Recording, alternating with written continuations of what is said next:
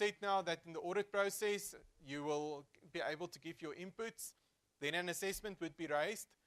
And then from there on, you'd have to go and object and possibly appeal against the assessment that was raised.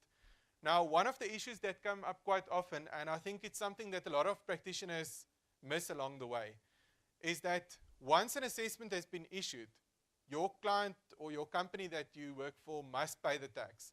So, in other words, whether you're going to object or not, your assessment has been issued and you must pay the tax. If you win the case eventually, then your money will be given back to you. So that's the standard position that it goes from. And this rule, I think in the legislation it talks about a suspension of payment, but in common terms it's known as the pay now, argue later rule. So you first have to pay, then you go and argue and dispute the assessment.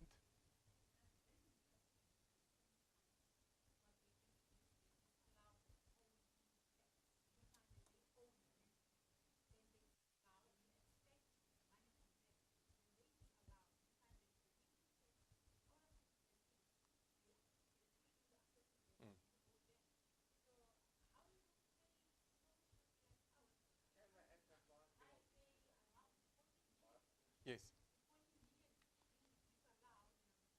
Yeah. Okay, I'm going to answer your question. If I haven't answered you by the end of the slide, then I will answer again. So there is a way of getting, not past it, but managing your exposure to this. Okay, so that's the rule, whether it's fair or not, because that's really what the question comes down to. Is it fair to be able for SARS to go and raise an assessment and then you have to fight against it? I can't remember exactly what year, but quite a while ago, I would say about 8 or 10 years ago, this whole principle went up to the Constitutional Court, and they found that it's not unconstitutional to have a provision like this. Okay, now what Section 164 of the TIA allows you to do is that the taxpayer may request a senior SARS official to suspend this disputed payment. So you have to go and submit a request to SARS to suspend this payment until the dispute has been resolved. Important there, it's not an automated process. You're not going to see a button anywhere on e-filing. So you have to go and physically, if you want on behalf of your company or your client, if you want to go and ask for a suspension, you have to go and write a letter and submit that letter to SARS. The difficulty with a lot of these letters, and as we go on, when we talk about Section 98 a bit later on, is that there's no real specific person at SARS to address this to. What I found is that probably the best way to do this would be to contact an institute like SAICA or SITE or SAIPA, any of these institutes who have regular contact with SARS. And they would normally be able to give you a contact person or some way of submitting it other than just shooting it into the general SARS office.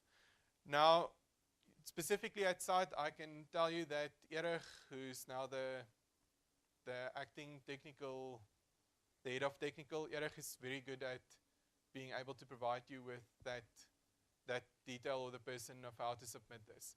So perhaps just something to bear in mind. Okay, what's important about this request that you're going to send or that you might want to send is that it can't just be a request to plead and say, but please, you can't pay this and it's not fair and all of those things. The legislation specifically says what factors must SARS take into account in order to grant you the suspension or not. Now, there's 3 different sets of factors on the slide. All the ones that's listed in blue, those are the current considerations as the legislation stands now. The one that was in red was the one that was proposed on the 16th of July. That has been taken away, and the proposal on the 16th of August, the second draft bill, has only kept the ones that I've underlined here, if that makes any sense. So at the moment, if you want to ask for a suspension, the factors that you have to base your request on would be all of these things. The red one would probably never come into effect at the moment, And from next year onwards, once the Amendment Act has been passed, the ones that would still be in the legislation would be the ones that I've underlined on this slide. Okay, so basically what do you have to put into this request to get your payment suspended?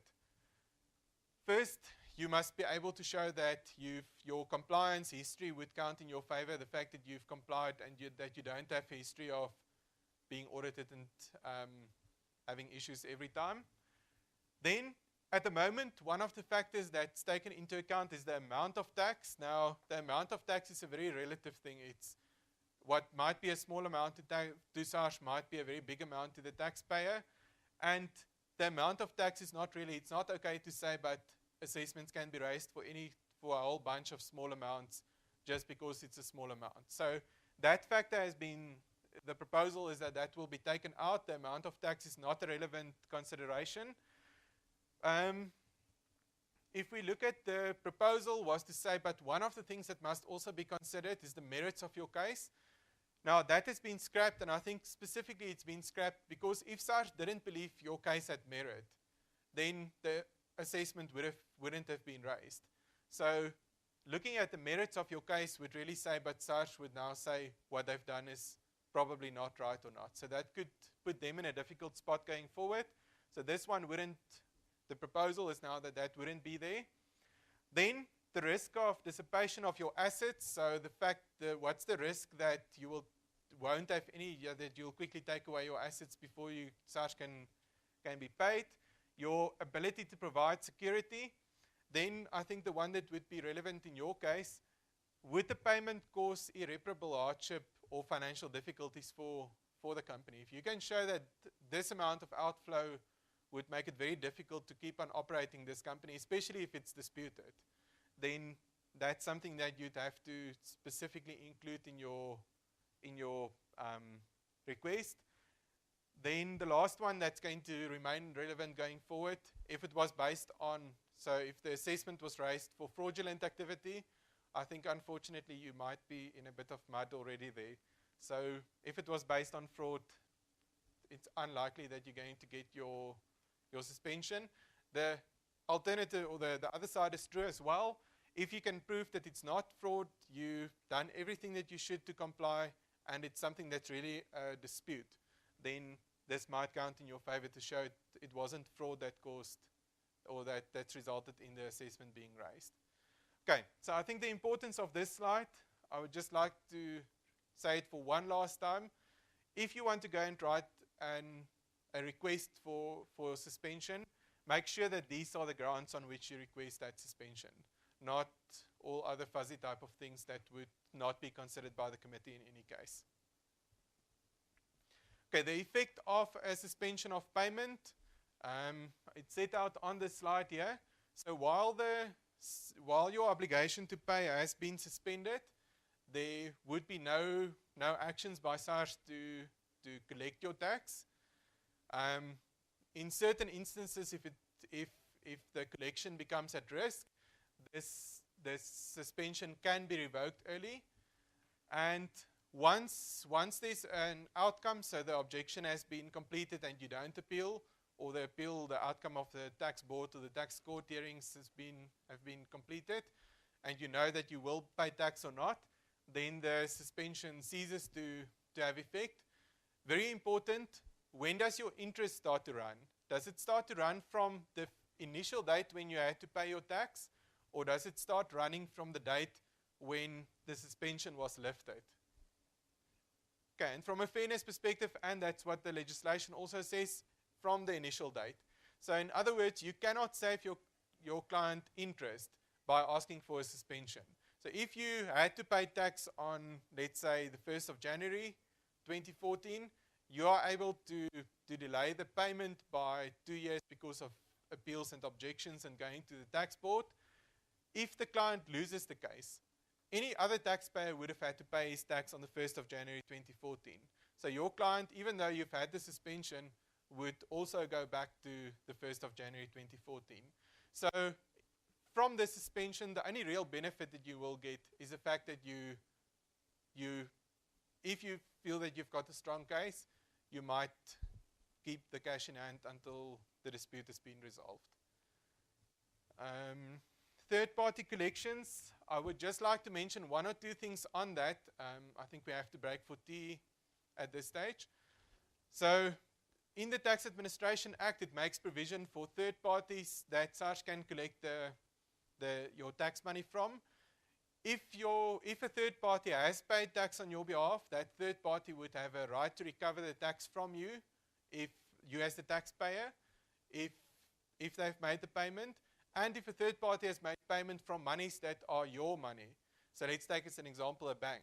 You would have no claim against the bank to pay that money back to you unless they've done so in an unlawful and in an erroneous way. Now, I think most of the commercial banks would at least have some sort of a capacity to make sure that if they get a request from SARS, that it's a real request that they are getting. So I doubt that the commercial banks would make erroneous payments to SARS on a very regular basis. Even though if you hear about some of these scams and how close to SARS they are, or how close they look like being SARS correspondents, I think it might make it quite difficult for other people to distinguish. Okay, just to quickly run through the aspects where this risk would be of a third party being required to pay someone else's tax. Firstly, where the person holds any money or owes any money or will hold or will owe money to a person, including to the taxpayer now, including salaries, wages, or pensions. SARS can, by notice of a senior SARS official to that person can be required to pay the money not to the taxpayer but rather to SARS. And that's really the basis on which SARS can go into, let's say, submit a request to your bank, holding money on your behalf to pay that money over to SARS if you're not settling your tax debts. Now, in practice, I understand that it's a collection method that SARS would only go to in, let's say, rare circumstances, or it's not the first port of call if they can't collect the tax. If one, however, listened to all the requests and the questions about this, I think it happens probably more often than one would expect that SARS would go into a bank account. Once again, I think the link with the pay now, argue later rule is also relevant here, in that if you've got money sitting in your bank account, whether you agree with the assessment that's been issued or not, if at some stage you don't pay, that money might be used to pay that assessment, and then you can go and dispute it.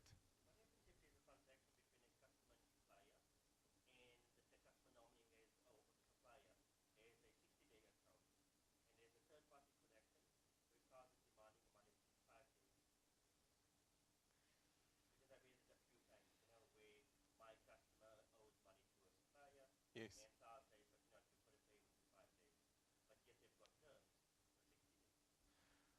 I think the difficulty there is that I'm not sure if SARS can tell that person to make the payment immediately.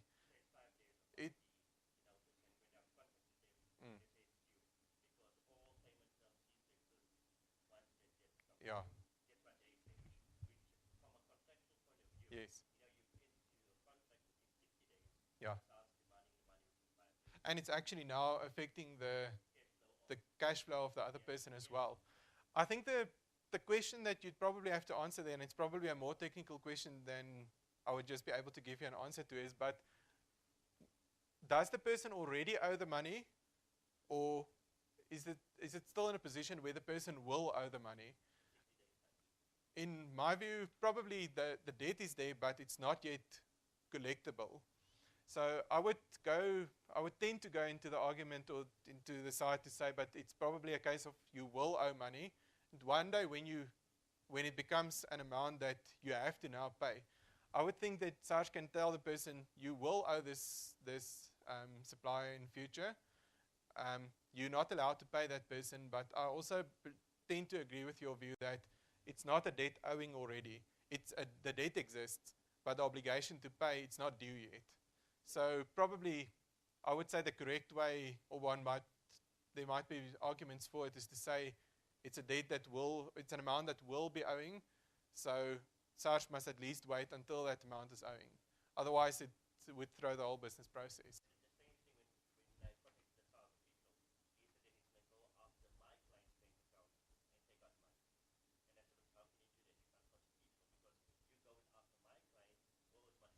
Yes.